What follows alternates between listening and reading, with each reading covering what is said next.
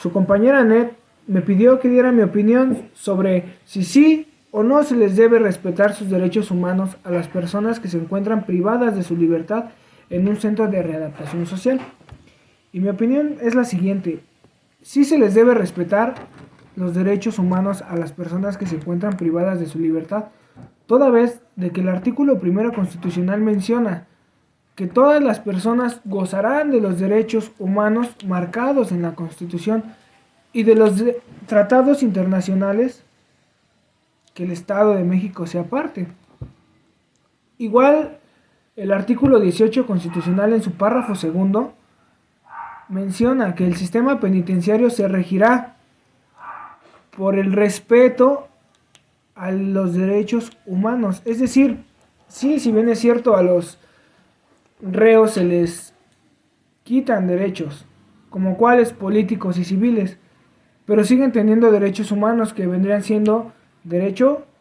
a la salud, derecho a la educación y a vivir dignamente dentro del centro de readaptación social, que en la actualidad y desde tiempos atrás no se manejan ni se respetan los derechos humanos, pero mi opinión es que sí se deben respetar los derechos humanos a las personas que se encuentran privadas de su libertad,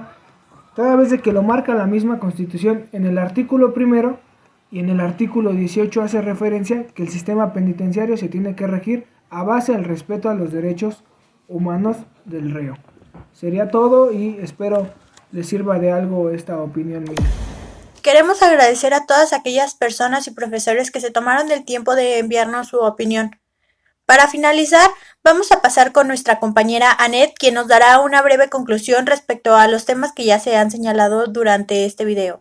Muchas gracias, Ángela. Ahora vamos a pasar a ver un video sobre cómo es la vida dentro de las cárceles. Y con esto me despido y les agradezco por estar con nosotros un día más.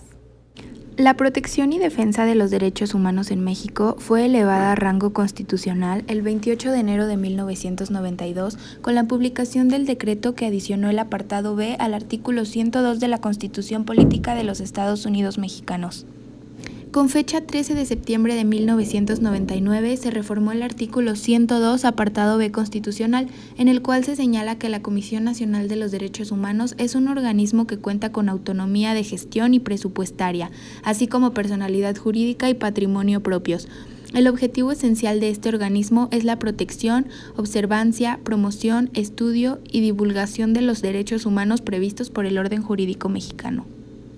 Por lo que respecta a la protección de los derechos humanos de las personas privadas de su libertad, le corresponde a la Tercera Visitaduría General conocer, analizar e investigar las quejas e inconformidades sobre presuntas violaciones a derechos humanos cometidas por autoridades de carácter federal de manera preponderante, aquellas relacionadas con hechos violatorios en los centros de reclusión federal y en algunos casos cuando dichas personas se encuentren recluidas en centros estatales.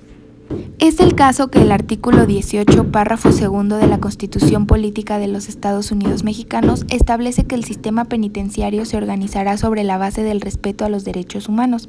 Es importante hacer mención que la Comisión Nacional de los Derechos Humanos realiza anualmente un diagnóstico nacional de supervisión penitenciaria sobre 7 derechos fundamentales. Asimismo, la Ley Nacional de Ejecución Penal establece en su artículo 9 que las personas privadas de su libertad en un centro penitenciario durante la ejecución de la prisión preventiva o las sanciones penales impuestas gozarán de todos los derechos previstos por la Constitución y los tratados internacionales de los que el Estado mexicano sea parte, siempre y cuando estos no le hubieran sido restringidos por la resolución o la sentencia o su ejercicio fuese incompatible con el objeto de estas.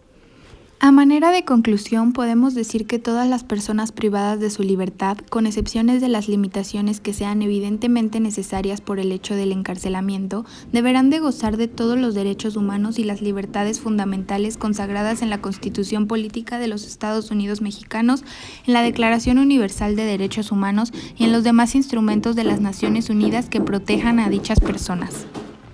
Lo anterior permitirá que se cumpla con los 5 ejes señalados en el artículo 18 constitucional para lograr la reinserción social a través del trabajo, la capacitación para el mismo, la educación, la salud y el deporte, y procurar que no vuelva a delinquir, observando los beneficios que para él prevé la ley. Ángela Sánchez y Annette Rojas, Noticiero Televisa.